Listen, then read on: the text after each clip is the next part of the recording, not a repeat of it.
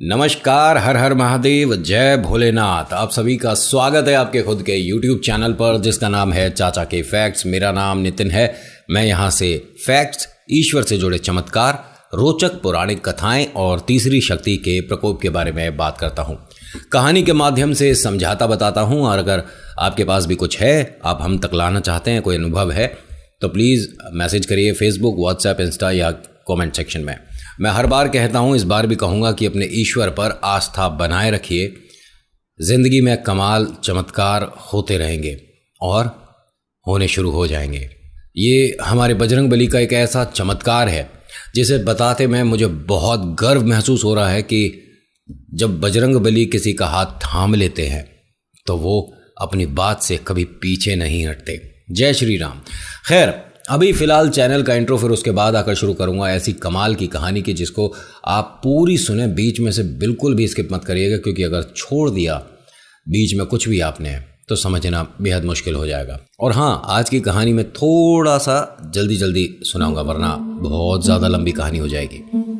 हर हर महादेव।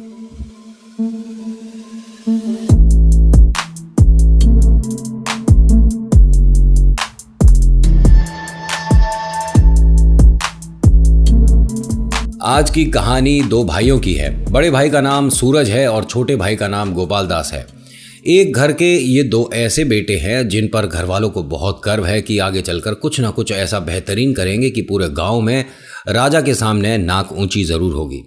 इनमें से जो छोटा भाई है, ये बचपन से हनुमान जी का बहुत बहुत ज़्यादा बड़ा भक्त है। ये मानिए कि सुबह, दोपहर, शाम, रात अगर जय श्री राम और जय बजरंग बली नहीं बोला गया तो इसका दिन ख़त्म नहीं होता। और अब जब ये बड़े हो चुके हैं तो उसके बाद बड़ा भाई जो है, इसे ना तो किसी ईश्वर में कभी भी कोई आस्था रही और ना अब है। ठीक है, इसे बस एक ही काम आता है, किस तरह पैसा कमाया जाए। पैसा जितना ज़्यादा होगा उतना ही आदर सम्मान मिलेगा। और ये खैर इस बात में गलत भी नहीं है। आपने देखा ही है कि पैसे वालों को किस तरह सम्मान मिलता है और जिनके पास थोड़ा कम है या नहीं है उन्हें कितना सम्मान मिलता है। पैसे से भाई रिश्ते नाते भी दिख जाते हैं कि कितने सच्चे और कितने तो बस।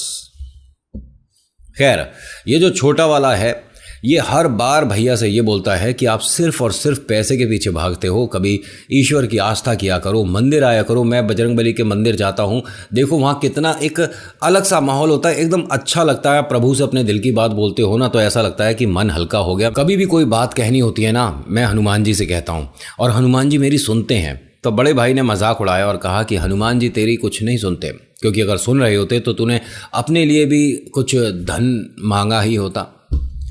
तेरे पास कितना धन है तू जानता है, और मेरे पास कितना धन है ये भी तू जानता है। बड़ा भाई इतना चतुर है और देखिए इसमें कोई गलती नहीं। माँ बाप ने दोनों को बराबर खेत दिए थे। ठीक है, एग्जाम्पल के तौर पर दोनों को 5-5 बीघा मिला था। बड़े वाले ने अपनी चतुराई से कुछ लोग किराए पर बुलाए और उनको उनकी मजदूरी दी और खेती करवाई।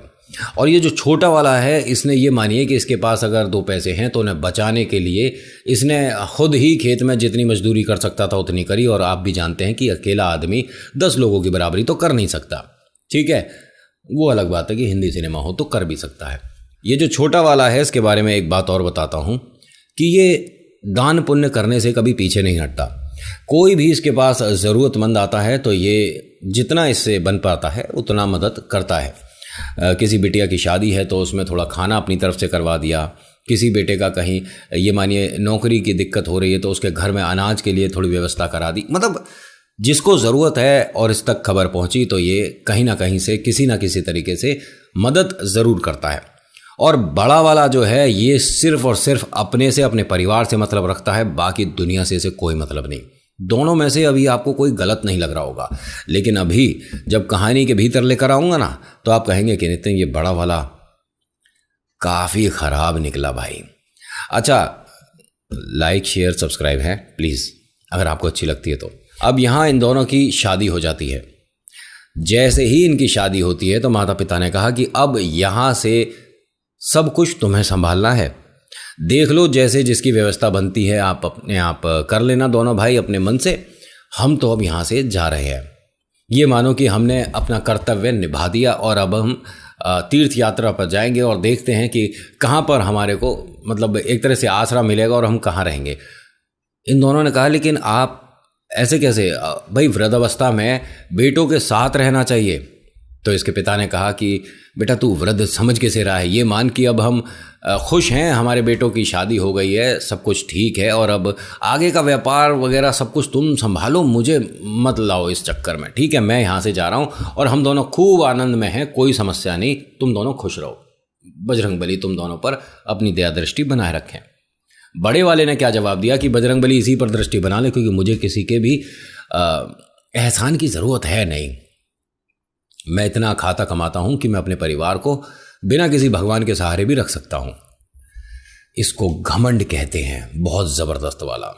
अब होता क्या है कि छोटे वाले ने भी माता पिता को रोकने की बहुत कोशिश करी, लेकिन उन्होंने मन बना लिया था कि हम तो भाई अब तीर्थ यात्रा पर निकलेंगे और हर जगह जा जाकर मतलब हर स्थान पर जाकर कुछ दिन कुछ महीने वहाँ पर बिताएंगे। अब यहाँ होता क्या है कि बड़े वाले ने ये कहा कि भाई ये जो घर है, ठीक है, ये मेरे ही हिस्से में आएगा और मुझे ही रखना पड़ेगा क्योंकि मैं घर का बड़ा हूँ।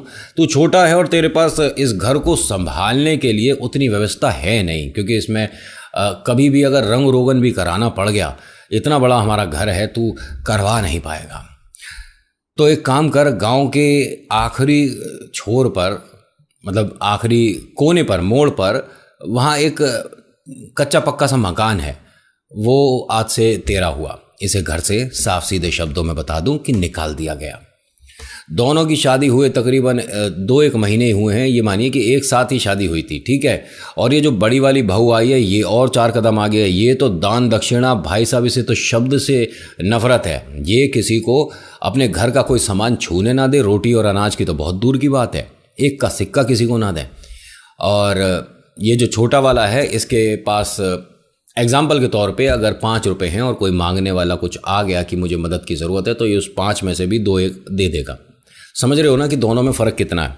अब ये जो बड़ा वाला लड़का है, इसके पास धन संपत्ति अच्छी है, तो खेत में जिस जिस चीज़ की आवश्यकता है, चाहे वो बैल हो, चाहे ट्रैक्टर हो, चाहे अनाज हो, चाहे पानी की व्यवस्था हो, हर कुछ पैसे वाला है तो आराम से कर पाता है।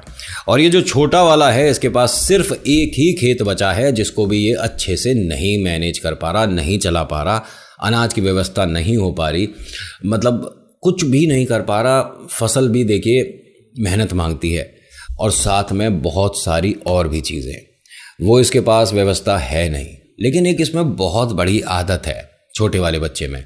ये बचपन से एक वहाँ पर इनके गांव में हनुमान मंदिर है, वहाँ जाता था। रोज़ सुबह जाता है, हाथ जोड़ता है, हनुमान चालीसा करता है और हनुमान जी से हर बार एक ही बात बोलता है कि घर परिवार में सब कुछ अच्छा रहे, सब सुरक्षित रहे, रोग मुक्त रहे, खुशियाँ आएँ, समस्याएं दूर रहे। हनुमान जी को बस यही बोलता और वापस आ जाता है। हर बार की तरह इस बार भी हनुमान जी के सामने आया और बोलता है हाथ जोड़ के कि सब कुछ ठीक रहे, सब व्यवस्थित रहे, कोई समस्या ना आए, हम पर आशीर्वाद बनाए रखो। कोई भी समस्या आए तो हम उससे लड़ने की क्षमता रखें, हम पर अपना आशीर्वाद बनाए रखो। और ये बाहर निकला और वहाँ से अपने खेत चला गया। ऐसे करते करते तकरीबन 2-3 महीने बीत गए। लेकिन इसमें मैंने बताया ना कि इसमें भी और जो इनकी धर्मपत्नी हैं उनमें भी आदत है कि अगर कोई मांगने, कोई ज़रूरतमंद आ गया इनके घर पर, ठीक है, तो उसको खाली हाथ नहीं भेजते, भले ही इनके घर में भी कनस्तर में आटा अब कम हो रहा हो। आप समझ रहे हो ना। ये जो बड़ा वाला है, बता दिया मैंने कि 1 रुपये का भी दान नहीं करता है। ये छोटा वाला क्या करता था, जब खेत जाता था तो 4 रोटी लेकर जाता था। एक बार की बात है, जैसे ही ये मंदिर गया है, हनुमान चालीसा करी है और बाहर निकल रहा था तो देखा एक मंदिर के दरवाजे पर एक अंधी, शब्द माफ़ी चाहूँगा लेकिन इस्तेमाल करना पड़ेगा, भिकारन, ठीक है, बैठी है, बूढ़ी अम्मा। अंधी भिकारन है, बूढ़ी अम्मा, वो बैठी है और जो कटोरा है वो उसके आगे रखा है और वो हर किसी से भीख मांग रही है, लेकिन कोई उसकी मदद नहीं कर रहा। ये शब्द इस्तेमाल करना पड़ेगा, ठीक है। तो कोई उसकी मदद नहीं कर रहा है, सब आ रहे हैं, इधर उधर जा रहे हैं, कोई मंदिर में आ रहा है, कोई सामने से निकल रहा है, लेकिन उसके लिए कोई नहीं रुक रहा, उसको कोई 1 रुपये का भी दान नहीं दे रहा, ना कोई प्रसाद दे रहा, ना कुछ भी नहीं। तो इसे बड़ा वो देख कर ना अजीब लगा। ये जैसे ही उनके पास से निकला तो इसने अपने खाने में से 1 रोटी उनके कटोरे में रख दी। जैसे ही एक रोटी रखी तो इसके मन में ये आया कि अगर अम्मा भूखी हुई और एक रोटी से इनका पेट नहीं भरा तो खैर 2 रोटी रख देता हूँ, क्योंकि एक तो अतिथि के भी प्लेट में नहीं रखते और ये तो बूढ़ी अम्मा हैं, मान सम्मान के तौर पर एक इनकी तरफ से एक मेरी तरफ से। अब जैसे ही इसने दूसरी रोटी रखी और चलने लगा तो अम्मा ने आशीर्वाद दिया, जुग जुग जियो, खूब खुशियाँ आए, महलों में राज करो। अब वो सुन रहा है कि अम्मा मैंने इतना भी कोई बड़ा काम नहीं करा आपके लिए जो आप मुझे इतनी बड़ी दुआ दे रहे हो। उन्होंने कहा ना ना, महलों जैसा हिसाब किताब हो जाएगा, महलों में रहोगे बेटा, देखना बूढ़ी अम्मा का आशीर्वाद है, तुम्हारे नौकर चाकर होंगे, धन दौलत, खूब खुशियाँ, तुम्हारा घर परिवार भरा रहे, खूब खुशियाँ आएंगी, मैं कह रही हूँ। अब ये सब कुछ सुन के कि महलों जैसा आराम मिलेगा, महलों के मालिक वो पता नहीं क्या क्या, बड़ी खुशी हुई इसे सब कुछ सुन के अपने लिए। वहाँ से खेत पर आया, आने के बाद जी मेहनत करी, मेहनत करने के बाद अपना जो 2 रोटी थी वो 2 रोटी खाई, फिर से अपना थोड़ा सा आराम करके मेहनत करने लगा। रात हुई, घर आया, घर पर आकर धर्मपत्नी को बताता है सारी बात और वो कहती हैं कि भाई देखिए, ये बात तो सच है कि अगर किसी को बद्दुआ दे दो तो वो भी पीछा नहीं छोड़ती, और किसी को अगर आप आशीर्वाद दे दो, दुआ दे दो, तो वो भी साथ रहती है। और आपको ये पता है कि पूरे दिन में हर किसी की जीभ पर सरस्वती एक बार विराजमान होती हैं, और अगर बूढ़ी अम्मा की जो ज़ुबान है उस वक्त जब वो बोल रही थी और सरस्वती जी ने वहाँ आशीर्वाद दिया हो, तो क्या पता हमारे भी किस्मत में महलों जैसा राज हो। अब वो दोनों बस इस देखिए सपनों को सोचकर, जो कि खैर बिल्कुल हकीकत नहीं है, इनको सोचकर बहुत ज़्यादा खुश हैं दोनों। इनके जो बच्चे हैं ये भी बहुत खुश हैं माता पिता को मुस्कुराते देख। देखिए अभी यहाँ इस परिवार में किसी भी तरह की कोई समस्या नहीं है। हाँ, थोड़ी सी दीवारें टूट रही हैं, पानी बारिश में गिरता है, खाना भरपूर नहीं है, लेकिन एक दूसरे का साथ है, मान सम्मान है, खुशियाँ हैं, चेहरे पर मुस्कुराहट है। अब आ जाओ दूसरे घर पर, वहाँ सब लोग व्यवस्थित हैं, पैसा ओफो बता ही नहीं सकता कि कितना पैसा है। नौकर चाकर घर में इतने हैं कि गिनते गिनते थक जाओ। राजा से दूसरे नंबर पर यही आ रहे हैं, जो इस राज्य के राजा जी हैं ना, उनके बाद पैसे में किसी का नंबर आता है तो इन भाई साहब का आता है। क्यों? क्योंकि रोज़ इनके पास धन बढ़ता जा रहा है, बढ़ता जा रहा है, किसी को 1 रुपये का दान नहीं देते और मेहनत करवाते हैं लोगों से, और उनको उनका जो किराया बनता है वो देते हैं। वो अलग बात है, थोड़ा सा कम, लेकिन लोगों को वहाँ ज़रूरत है। ये मानिए कि हर किसी को जो नौकरी देगा तो वो यही देगा। इस गांव में कुछ ऐसा हिसाब किताब हो रहा है। इसके पास बहुत बहुत बहुत सारे खेत होते जा रहे हैं, बहुत सारी प्रॉपर्टी, बहुत सारा खाने का सामान, अनाज ना जाने कितना, फल, ओहो गिनते गिनते थक जाओ। पैसे वाला आदमी है जी। अब बड़े भाई की इस हैसियत पर इसे घमंड नहीं है, ना ये लोगों को बताकर कुछ काम मांगता उनसे। भाई खेती कर रहा है, अब नहीं हो रहा वैसा हिसाब किताब तो क्या करे, मेहनत तो कर ही रहा है। अगले दिन सुबह फिर से जी 4 रोटी लेकर मंदिर पहुंचा है, मतलब अपने खाने के साथ मंदिर पहुंचा है। रोज़ ये हनुमान मंदिर जाता है, हनुमान जी से वही विनती करता है कि सब कुछ ठीक कर दो, सारी परेशानियां दूर हों, घर में खुशियां आए, सब कुछ व्यवस्थित रहे और हम पर अपना आशीर्वाद बनाए रखें। अब जैसे ही बाहर आया, इसने अम्मा जी को बैठे देखा। ये वही जो कि अंधी हैं और भीख मांगती हैं, वृद्ध है। उनके कटोरे में इसने फिर से 2 रोटी रखी। जैसे ही कटोरे में उन्हें रोटी सा महसूस हुआ कुछ, उन्होंने हाथ जब लगा कर देखा तो उन्होंने कहा, अरे कल वाला लल्ला है क्या? उन्होंने कहा, हाँ अम्मा मैं कल वाला ही हूँ। अरे बहुत बहुत खुशियाँ मिले तुझे, तेरे घर परिवार में खूब सारी खुशियाँ आए लल्ला, महलों में राज करेगा तू और देखियो समय बदलेगा तू। उनने कहा कि अम्मा मैं आपको एक बात बताऊँ, आप जब ये बोलती हो ना तो बहुत अच्छा लगता है कि ऐसा कुछ होगा, लेकिन ऐसा कुछ होना नहीं है। मैं एक छोटे से खेत पर काम करता हूँ, लेकिन वहाँ भी कुछ इतनी व्यवस्था तो अच्छी नहीं है अम्मा कि मैं पता नहीं 50 साल में भी कभी कुछ एक छोटी सी भी घर की व्यवस्था कर लूँ तो बड़ी बात है। उन्होंने कहा ना, मेरी बात कभी व्यर्थ नहीं जाएगी, और मैं यहाँ बालाजी के मंदिर के आगे बैठी हूँ, मैं झूठ बोलूँगी? मैं सच बता रही हूँ, तू महलों में राज करेगा, तुझे पता नहीं है। उन्होंने कहा, अच्छा अम्मा आपको दिखता नहीं है, लेकिन शायद मन की आंखें बहुत साफ हैं जो आप पता नहीं कितनी दूर तक का देख रही हो। अब वो हंसने लगे दोनों। उसने कहा, अम्मा मैं चलता हूँ, खेत पर थोड़ा सा काम ज़्यादा है आज। उन्होंने कहा, ठीक है बेटा जा, खूब खुश रहे। बड़ों की जो ये दुआएं हैं, आशीर्वाद हैं, ये वास्तव में बहुत कीमती होती है मेरे भाई। अगर कोई आपके सामने बुजुर्ग निकलता है, आप उसके पैर छूते हैं ना और उन्होंने कह दिया खूब खुश रहो, तो वास्तव में खुशियां तुम्हारी तरफ मुड़ जाएंगी। खैर, खेत पर आया, पूरे दिन की मेहनत करी, रात में थक हार कर घर पहुंचा। धर्मपत्नी को, बच्चों को, सबको वही बात बताई कि भाई आज फिर से गया था, अम्मा जी मिली थी, उन्होंने आज फिर आशीर्वाद दिया। आज तो हम हंसे बोले भी थोड़ा सा। अम्मा बहुत दिल की साफ़ हैं, बड़ा अच्छा लगता है उनसे बात करके, ऐसा लगता है कि मैं अपनी ही माता जी से बात कर रहा हूँ। आज भी सब कुछ नॉर्मल सा है, लेकिन एक छोटी सी समस्या ये है कि इनके घर में अनाज धीरे धीरे कम हो रहा है। क्यों? क्योंकि कोई आ जाता है मांगने तो ये मना नहीं कर पा रहे। खुद के पास अभी इतनी व्यवस्था है नहीं। अब ये घर से अगले दिन जब निकला तो 4 रोटी के साथ साथ कुछ सिक्के भी लेकर गया था, यानी कि 5-6 रुपये लेके गया था। मैं आपको समझाने के लिए बता रहा हूँ।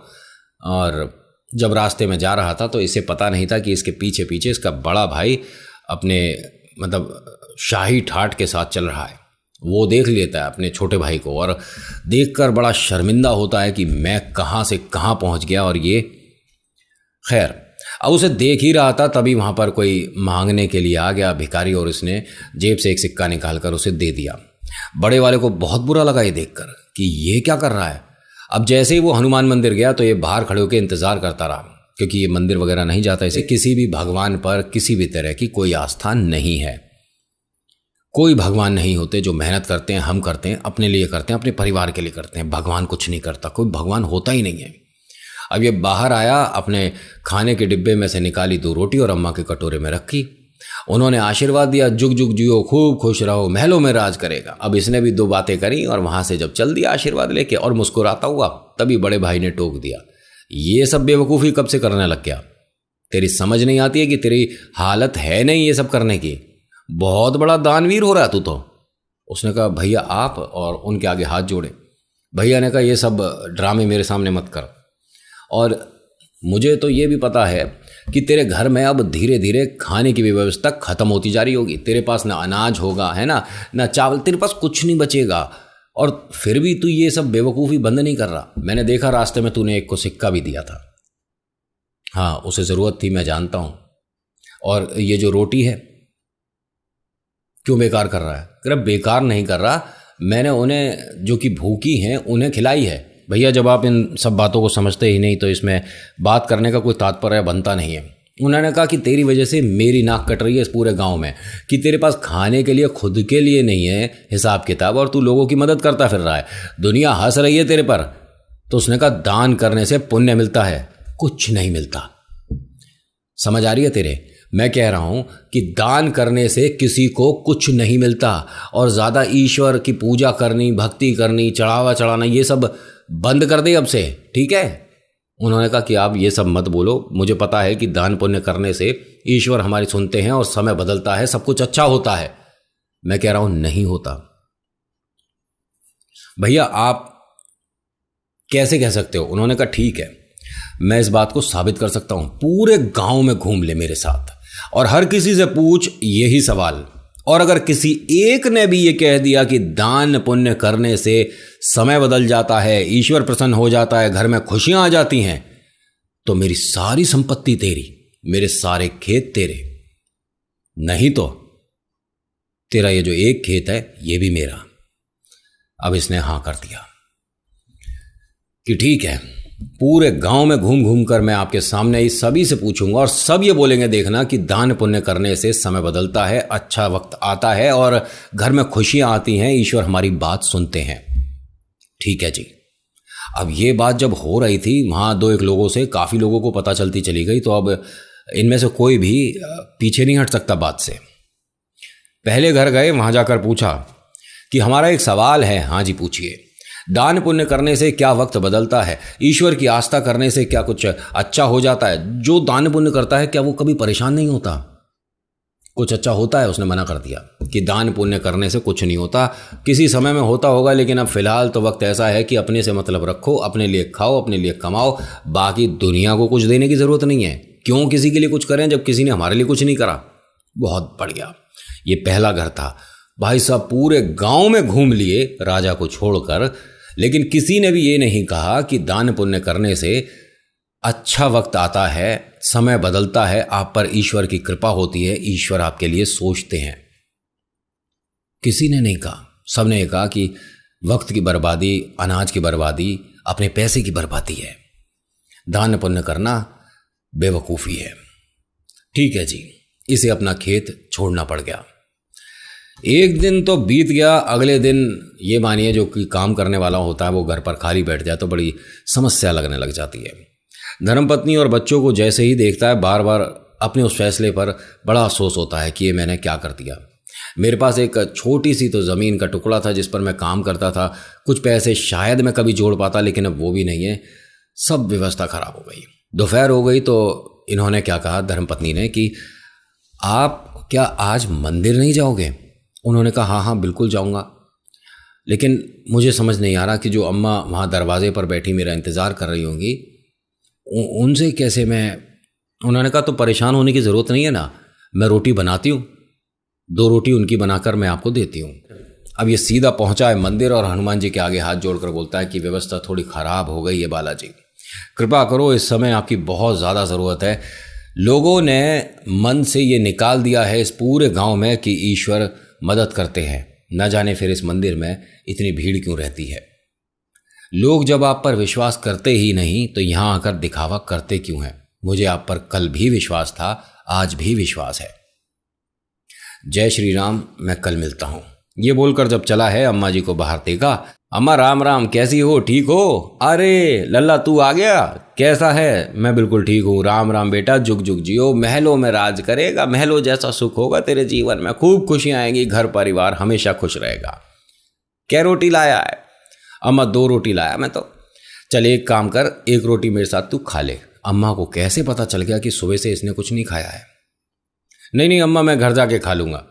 अरे घर तो तू रात में जाएगा, अभी खेत पर जाएगा, मेहनत करेगा। एक काम कर, बालक ना है मेरा, चल मेरे साथ बैठकर 1-1 रोटी खा ले। हाँ वो अलग बात है, मैं भाई भिखारन हूँ, तू सेठ आदमी है। अरे मैं कोई सेठ नहीं, अम्मा रुक, मैं खिलाता हूँ तुझे अपने हाथ से।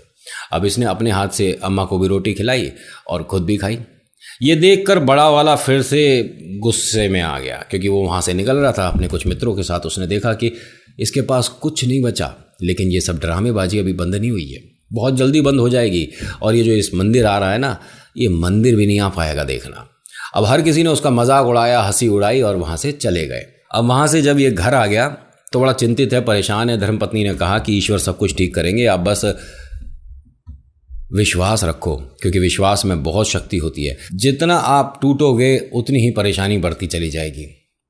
इसने कहा तुम कह तो ठीक रही हो, लेकिन मुझे नौकरी इस गांव में मिलनी बड़ी मुश्किल है, क्योंकि मैं जिसके पास भी जाता हूं वो मजाक सा ही उड़ा देता है, क्योंकि हर किसी को पता है कि मैंने बड़े भाई को वो खेत किन शर्तों पे दे दिया था। हर किसी के पास जाकर मैंने काम की कोशिश करी है, बस वो यही बोलते हैं कि आप तो भाई दान करते रहते हो, आपको काम की क्या ज़रूरत है, आप कुछ भी दान कर सकते हैं, तो एक काम करिए ना, आपके पास जो घर है वो भी दान कर दीजिए। लोग इस तरह से मेरा मजाक उड़ाते हैं। हमें ऐसा लगता है कि ये गांव छोड़ना पड़ेगा। अब धीरे धीरे जब इसके पास खाने की व्यवस्था ख़त्म होती जा रही है तो ये हनुमान जी के पास पहुंचा वापस से।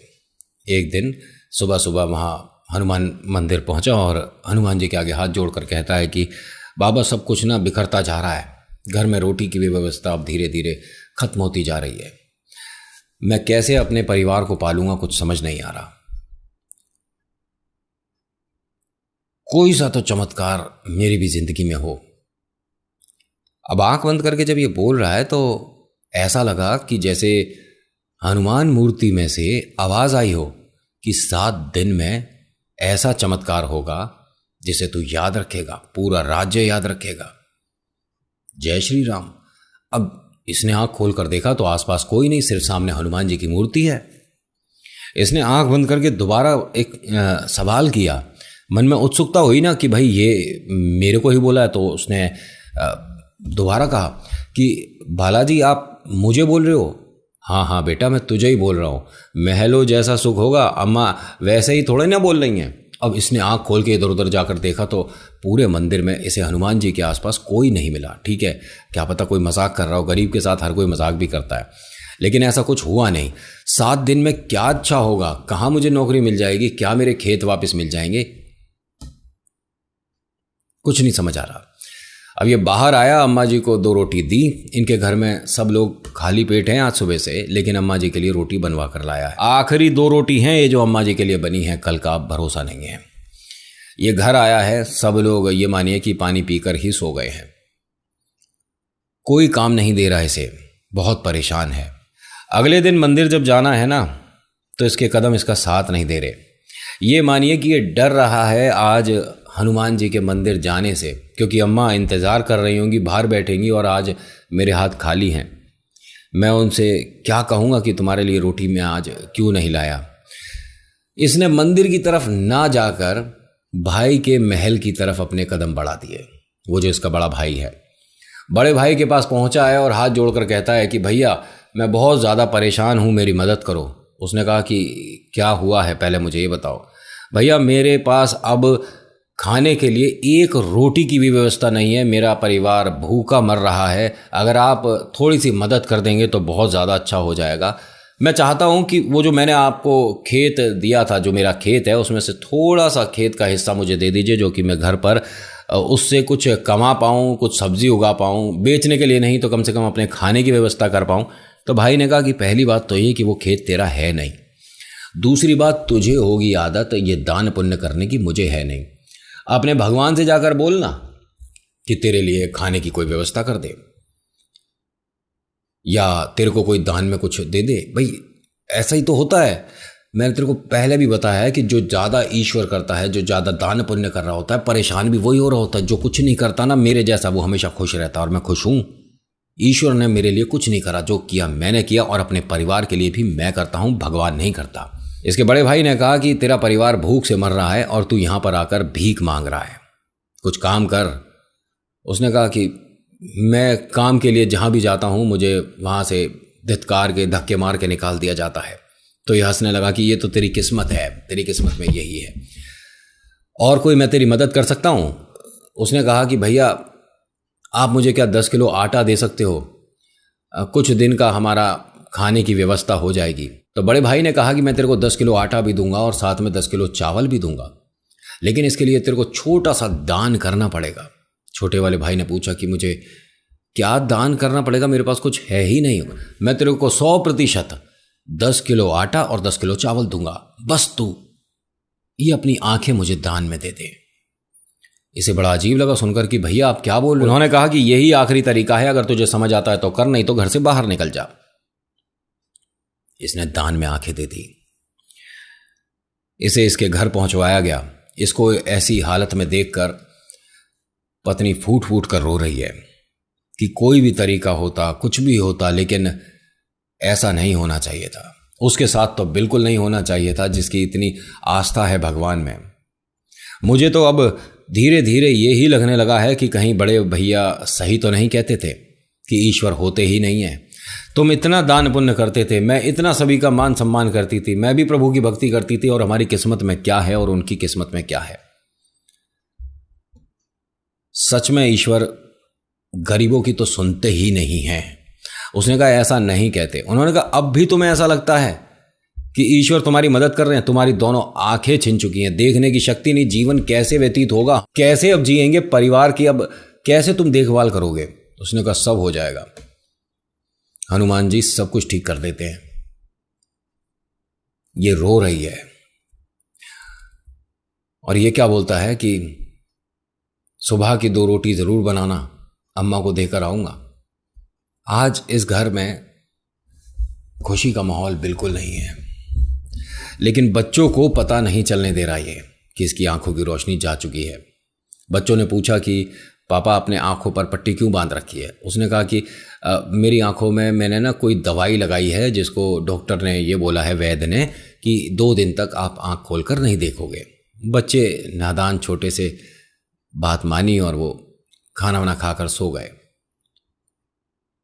जो धर्मपत्नी है ये ईश्वर से आज बहुत नाराज है। इसकी किस्मत में इतने दुख, समझ नहीं आ रहा इसे कि अब जीवन कैसे चलेगा। अगले दिन सुबह इसने अपनी धर्मपत्नी से कहा कि तू मुझे हनुमान मंदिर तक पहुंचा सकती है? उन्होंने कहा, अब भी तुम्हें दर्शन करने जाना है? हाँ हाँ, लेकिन मैं वहाँ पर दर्शन करने के बाद जहाँ अम्मा बैठती थी उनके ही नज़दीक जाकर बैठ जाऊँगा, एक कटोरा लेकर। मुझ अंधे भिखारी को क्या पता लोग कुछ दान दे जाए, ऐसे ही घर चल जाए, और शाम को आकर मुझे वहाँ से ले जाना। अब ये रोए जा रही है। उसने कहा, मैं ऐसा कुछ नहीं करूँगी। यहाँ सब लोग तुम्हारा मजाक उड़ाते थे, और अब तो जब तुम देख ही नहीं सकते होगे ना, तो वो और ज़्यादा तुम्हारे बारे में गलत बोलेंगे, उल्टा बोलेंगे। उसने कहा, कोई बात नहीं, क्या पता 20 लोगों में से कोई 5 लोग कुछ दे जाएं। हमें अपना घर चलाना है, और तुम भी जानती हो कि इसके अलावा अब मेरे पास कोई तरीका है नहीं। इसने ना चाहते हुए वो काम करा। अपने पति को लेकर गई है हनुमान मंदिर। इसने हाथ जोड़े और भगवान से कहा कि हनुमान जी, आपने कहा था कि 7 दिन में कुछ चमत्कार होगा। शायद आपने किसी और के लिए सोचा होगा। मेरे लिए चमत्कार तो बिल्कुल नहीं हुआ। हाँ, मेरा घर परिवार अब बिखरना शुरू हो गया। जय श्री राम। अब ये बोलकर बाहर आ गया। आज यहाँ अम्मा जी नहीं है, तो अम्मा जी की जगह ये बैठ गया। कटोरा रख के बैठा है और इंतज़ार कर रहा है बस कि शायद कोई सिक्का वगैरह कटोरे में गिरे और उसकी खनक से लगे कि हाँ, मैं अपने बच्चों के लिए कुछ कर पा रहा हूँ। हाँ, कुछ भीख इकट्ठी हुई।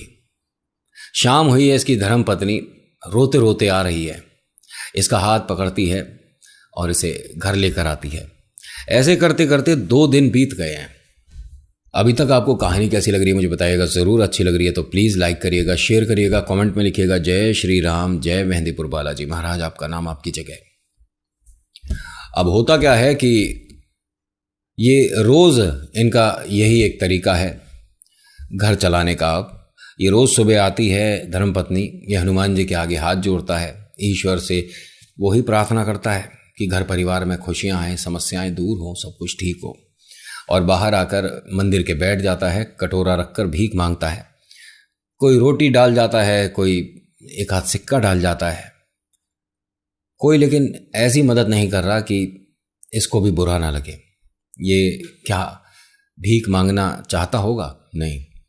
हाँ, घर पर बच्चे भूखे हैं, धर्मपत्नी को भी घर चलाना है, बच्चों को पालना है, बड़ा करना है उन्हें। माँ बाप हर वो काम करते हैं जो कि बच्चे सोच भी नहीं सकते। फिर भी बच्चे बड़े होकर बहुत आसानी से बोल देते हैं, तुमने हमारे लिए किया क्या है। खैर, अब होता क्या है, ऐसे करते करते तकरीबन 6 दिन बीत जाते हैं। आज 6ठा दिन है, ठीक है। ये सुबह धर्मपत्नी इसे मंदिर पर छोड़ के गई हैं, और जैसे ही शाम होती है और वो घर से बाहर निकलने वाली होती हैं उन्हें लेने के लिए वहाँ पर, तो बारिश शुरू हो जाती है। और इनका जो घर है थोड़ा सा गांव इनके घर से ऊंचाई पर पड़ता है, ठीक है। तो उधर से पानी बहुत आ रहा है, तो इनके घर के आगे पानी भरना शुरू हो गया। धर्मपत्नी बड़ी चिंतित है, परेशान है कि मैं उन्हें लेने जाऊं कैसे। बारिश बहुत तेज़ हो रही है, हवा, आंधी, तूफान। वो भी बहुत परेशान है। कुछ देर तो मंदिर की दीवार से लगा खड़ा रहा कि शायद धर्मपत्नी आती ही होगी, लेकिन भाई काफ़ी समय बीत जाने पर भी जब इसे ये दिखा कि घुटनों तक पानी आने लग गया, तो यहाँ से मुझे जाना ही चाहिए। इसे जाना चाहिए था मंदिर में भीतर, लेकिन अपने घर को संभालने के लिए, भले ही इसे नहीं दिखता लेकिन घर पर मेरा होना ज़्यादा ज़रूरी है। धर्मपत्नी परेशान होगी, बच्चों को कैसे वो संभाल पा रही होगी, घर में पानी भर गया होगा, बहुत सारी इसको बहुत चिंताएं हैं, है ना। तो ऐसे में ये निकल गया अपने आप ही। एक तो दिखता नहीं, आंधी तूफान इतना जोर का था, बारिश इतनी तेज थी, न जाने कैसे ये रास्ता भटका और ये गांव की तरफ ना जाकर जंगल की तरफ चल दिया। जब ये चलता जा रहा था तो धीरे धीरे मौसम बदल गया, यानी अब मौसम नॉर्मल हो गया है, थोड़ी थोड़ी हवाएं चल रही हैं, बारिश बिल्कुल बंद है। अब ऐसे में धर्मपत्नी वहां पर आकर उसे ढूंढ सकती है। लेकिन अभी आप आओ इस पर, ये जो छोटा भाई है, अब ये जब जंगल में अंदर जाने लग गया तो इसे चलने से ही पता चल गया कि मैं गांव से हटकर, नंगे पैर था ना, तो गांव से हटकर मैं शायद जंगल की तरफ बढ़ निकला हूं, क्योंकि पैर में कांटे आ रहे हैं, पत्ते आ रहे हैं, जंगली जानवरों की आवाज़ें आ रही हैं। तो और अगर मैं भीतर चला गया तो मैं इस जंगल से कभी बाहर नहीं निकल पाऊंगा, तो मुझे यहीं कहीं बैठ जाना चाहिए, क्या पता कोई निकलता पड़ता मुझे वहाँ पर देख ले। तो इसने एक पेड़ छू कर देखा कि ये पेड़ ठीक है, यहाँ मैं बैठ जाता हूँ। उसके नीचे ये बैठा और बस इंतज़ार कर रहा था कि कोई मुझे आकर वहाँ से ले जाए, मुझे मेरे घर तक पहुँचा दे। तभी उस पेड़ पर 4 भूत आते हैं। एक भूतों का सरदार है और 3 उसके यहां काम करने वाले। तो सरदार ने पहले वाले भूत से कहा कि भाई तुमने आज क्या किया, कुछ तो ऐसा बताओ जो कि सुनकर मुझे अच्छा लगे। तो पहले वाले भूत ने कहा कि सरदार, मैंने इतना बड़ा काम किया है कि मैंने भाई को भाई से एक तरह से ऐसा दोनों में करवा दिया कि उसका खेत भी छीन लिया, और तो और आपको जानकर बहुत अच्छा लगेगा कि उसकी आंखें भी निकलवा ली हैं, अब वो देख नहीं सकता। सरदार ने कहा भाई बहुत बढ़िया, तूने तो बहुत अच्छा काम किया है। कह रहे हाँ, काम तो अच्छा किया है, लेकिन वो जिसकी आंखें गई हैं ना, उसे ये नहीं पता कि इस पेड़ के पत्ते पर जो ओस की बूंदें पड़ी हैं, अगर उसे वो अपनी आंखों पर लगा लेगा तो रोशनी वापस आ जाएगी। सरदार ने कहा अच्छी बात है, कौन बता रहा है उसे? दूसरे वाले से पूछा तूने क्या किया? उसने कहा कि सरदार, मैंने इस गांव की सारी नदियां सुखा दी हैं, कोई जगह पानी नहीं बचेगा, बिल्कुल पानी खत्म, और जो थोड़ा बहुत अभी बारिश से आया है ना, ये सब बहकर दूसरी तरफ चला जाएगा और यहाँ नहीं बचेगा कुछ भी। इस गांव में सूखा पड़ेगा और सब लोग इतने परेशान हो जाएंगे कि उन्हें देखकर हमें बहुत आनंद आएगा। उन्होंने कहा बहुत बढ़िया, सच में ऐसा होगा? उन्होंने कहा बिल्कुल, मैंने ऐसे ही किया है, मैं ऐसे ही भूत थोड़ी ना बन गया हूं। मैंने सबको ये मानिए कि प्यासा रखना है, और जब ये प्यास से तड़प तड़प के मरेंगे ना तो आप बहुत खुश होंगे। उसने कहा बहुत अच्छे, लेकिन सरदार, इन्हें ये नहीं पता कि वो जो नदी सूखी है ना, उस पे से अगर 7 बार ये मिट्टी हटाएंगे तो पानी वापस आ जाएगा इस गांव में, ये किसी को नहीं पता। बहुत अच्छे। और तीसरे वाले से कहा कि तू भी बता, तूने कुछ करा? उसने कहा बिल्कुल करा। अरे जो यहाँ के राजा है ना, राजा जी, हाँ हाँ, तू राजमहल घुस गया? हाँ, मैं राजमहल चला गया। राजमहल में दूसरे राज्य के जो सबसे बड़े राजा है ना, उनका बेटा आया था इनकी राजकुमारी को देखने, शादी की बात करने। मैंने उसकी आवाज ही छीन ली, मैंने लड़की को गूंगी बना दिया। बहुत अच्छा काम किया। ऐसे में तो राजा की बहुत नाक कटी होगी। राजा की नाक कटी, इस गांव का भी अपमान हुआ, मुझे तो बहुत आनंद मिला। उन्होंने कहा अरे बहुत बढ़िया काम किया, लेकिन उन्हें यह नहीं पता कि इस पेड़ की छाल को अगर आप पीस कर राजकुमारी को पिला देंगे तो उसकी आवाज वापस आ जाएगी। ये किसी को नहीं पता। अब ये सारी बातें कर कर चले गए, लेकिन सब कुछ सुन लिया नीचे जो ये छोटा भाई बैठा था। उसने 2-3 बार सोचा कि ऐसा क्या होता है, मैंने भूतों को बात करते सुना है, ये भूत ही थे या इंसान था जिसकी आवाज कुछ अजीब सी थी। खैर, एक बार मैं कोशिश करके देखता हूँ। इसने जैसे तैसे पत्तों तक हाथ पहुंचाया, पत्तों को छुआ और उसकी ओस जो थी, वो मतलब पानी की बूंदें, अपनी आंखों पर लगाई। इसकी आंखों की रोशनी वापस आ गई। ये मानिए कि जैसी पहले थी वैसी आंखें हो गई इसकी। ऐसा कैसे हो सकता है? इसने इधर उधर देखना शुरू करा, वास्तव में आंखें वापस आ गई हैं, यानी कि बाकी की बातें भी सच हैं। अब ये भागता भागता पहुंच रहा है गांव की तरफ, तो देख रहा है कि हर तरफ हर कोई रो रहा है, परेशान है। क्या हो गया? पानी व्यवस्था नहीं है, पानी खत्म हो गया। ये जो मानो 15-20 मिनट के लिए या आधे घंटे को जो पानी पड़ा था, ये सारा ही पानी ले गया, पानी बचा ही नहीं, नदी सूख गई है, समझ नहीं आ रहा पानी कहाँ चला गया। तो इसने कहा कि मैं पानी वापस ला सकता हूं। कैसे? ईश्वर का हाथ है मेरे ऊपर, ईश्वर का हाथ है। सब लोगों ने इसका मजाक उड़ाया। पहले तो इसने क्या करा, नदी पर जाकर इसने 7 बार मिट्टी हटाई और हाथ जोड़कर कहा कि जैसा मैंने सुना था वैसा हो। और जैसे इसने बोला, पानी न जाने कहां से आने लग गया। और जब ऐसा हुआ तो ये बात भाई साहब ऐसी चारों तरफ घूम गई, बड़े भाई तक भी पहुंच गई कि ये कोई चमत्कारी है। इसने अपने आप को एक तरह से छुपा कर रखा हुआ था, इतने सारे गुण होने के बाद भी ये सबके सामने नहीं आ रहा था। धर्मपत्नी बहुत ज़्यादा खुश है, बच्चे बहुत ज़्यादा खुश हैं कि हमारे पापा वापस आ गए, ठीक हो गए, सब कुछ एकदम अच्छा हो गया। मतलब लोग जो इसको उल्टा सीधा बोल बोल कर जा रहे थे, आज घर पर इसके लिए 2 रोटी वो अपनी तरफ से लेकर आ रहे हैं। क्या पता कभी कुछ पूछना पड़ जाए, समझ रहे हो ना। अब यहाँ राजा जी ने इसके घर एक तरह से न्योता भेजा कि आपसे मिलना है, बात करनी है, राजा ने आपको बुलाया है। पहुंच गया जी राजमहल और कहता है कि राजा जी की जय हो, बताइए आपने मुझे कैसे याद किया।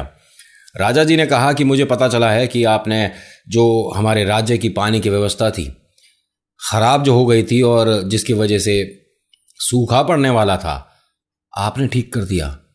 हाँ, तो क्या आप मदद हमारी कर सकते हो? जब आप इतनी बड़ी परेशानी को टाल सकते हो। मेरी बिटिया, मेरी गुड़िया रानी बचपन से अभी तक अच्छा खासा बोलती थी, न जाने इसकी आवाज़ कहाँ गुम हो गई है, इसे क्या समस्या हुई है। बड़े बड़े मैंने वैद्य दिखा लिए, लेकिन किसी के पास कोई इसका इलाज नहीं है। मेरी गुड़िया रानी क्या ठीक हो सकती है? उसने कहा बिल्कुल ठीक हो सकती है। आप सच कह रहे हो? मुझे बस आप 1 घंटे की मोहलत दो, मैं अभी इसे ठीक करता हूँ। उन्होंने कहा ठीक है। वो फटाफट से वहीं गया, उस पेड़ से छाल लाया, कूटी और उसे पानी में घोलकर बिटिया रानी को पिला दी। बिटिया रानी पानी पीते के साथ ही दोबारा से वैसे ही बोलने लग गई जैसे वो पहले बोलती थी। राजा ने जैसे ही ये देखा, उसने हाथ जोड़े और कहा कि आज से, अभी से ये राजमहल आपका हुआ, ठीक है? इस राज्य के राजा आप हुए। मैं कहीं और जाकर एक साधारण सी जिंदगी जी लूंगा अपनी गुड़िया रानी के साथ, मुझे और कुछ नहीं चाहिए। उन्होंने कहा राजा जी आप ये महल मैं ठीक है, मैं इस लायक नहीं। उन्होंने कहा ना, मेरी जिंदगी सिर्फ मेरी बिटिया है, ठीक है? और मेरी बिटिया रानी को जिसने ठीक कर दिया उसे मैं सबसे अनमोल चीज़ ना दूं, ये गलत होगा। और इस महल से अनमोल मेरे पास कुछ नहीं है, तो मैं ये महल और पूरा राज्य आपके नाम करता हूं। और ये कहकर वो वहां से चल दिए। अब इसे समझ नहीं आया कि ये हुआ क्या। धर्मपत्नी और बच्चे इसके साथ यहाँ राजमहल में है, बहुत खुशी का माहौल है। और ये बड़े भाई के पास भी खबर पहुंच चुकी है। वो किस मुंह से जाए इसके पास, क्योंकि ये तो राजा जी हैं। राजा जी से मिलने के लिए तो आप ऐसे थोड़ी ना डायरेक्ट घुस जाएंगे, मतलब है ना, थोड़ा बहुत तो। अब इन सारी बातों में ना रात हो गई थी, ठीक है? अगले दिन सुबह सुबह उठता है राजमहल में, ठीक है? इसके लिए जूस आ रहा है, इसके लिए बढ़िया बढ़िया फल आ रहे हैं, मतलब तो राजा है अब तो, है ना? बहुत से फल तो ऐसे हैं जो कि इसने कभी चखे ही नहीं थे, क्योंकि हैसियत नहीं थी ना। अब होता क्या है कि अपनी धर्मपत्नी और बच्चों के साथ सभी से कहता है कि हम सभी लोग हनुमान मंदिर चलेंगे और वहाँ से एक अम्मा जी हैं, अगर वो वहाँ मिल गई तो उन्हें भी साथ लेकर आएंगे, क्योंकि अम्मा जी से मुझे कुछ पुरानी बातें जो अधूरी रह गई थी वो करनी है। सबने कहा ठीक है, राजा जी के आदेश का पालन हो। अब ये सभी लोग गए हनुमान मंदिर और हनुमान जी के आगे हाथ जोड़कर कहता है कि जय श्री राम। आपने जो कहा हनुमान जी बिल्कुल ठीक कहा था। आज 7वां ही दिन है और आज मंगलवार है। आपने कहा था कि सब कुछ सही होगा, सिर्फ 7 दिन में वक्त बदलेगा और तू यहाँ कर धन्यवाद करेगा। बोलो जय श्री राम। अब ये बाहर आया, अम्मा जी से कहता है अम्मा जी ठीक हो? अम्मा जी ने उसकी आवाज़ सुनी कि अरे लल्ला कहाँ है तू? मैं तो अभी 2-1 दिन को इधर कहीं गई थी तो भटक गई, रास्ता वापस जैसे तैसे आई हूँ, मंदिर की घंटियाँ सुनते सुनते। तू कहाँ था? बस मैं भी भटक ही गया था, लेकिन अब मैं भी ठीक जगह पहुंचा हूं और तुम भी ठीक जगह पहुंचोगी। मैंने कहा ऐसा कहाँ पहुंच गया? अरे जहां तुम बोलती रहती थी। कहाँ पहुंचा? महल आ गया? उन्होंने कहा हाँ महल आ गया और अब मैं तुम्हें भी महल ही लेकर जा रहा हूँ। अम्मा जी को फिर वो अपने साथ वहाँ ले आया और एक तरह से माँ ने भी इन दोनों का साथ वैसे ही दिया जैसे एक माता अपने बच्चों का साथ देती है। खूब आदर सम्मान सत्कार और अच्छा समय। तो बस आज की कहानी में इतना ही। आज की कहानी आपको कैसी लगी मुझे बताइएगा ज़रूर। अच्छी लगी तो लाइक करिएगा, शेयर करिएगा, कमेंट में लिखिएगा जय श्री राम, जय मेहंदीपुर बालाजी महाराज। आपका नाम आपकी जगह है। आप भरोसा रखो, ईश्वर पर चमत्कार होते हैं। So thank you so much for watching. मेरा नाम नितिन है। मुलाकात करूंगा आपसे एक अगली वीडियो में।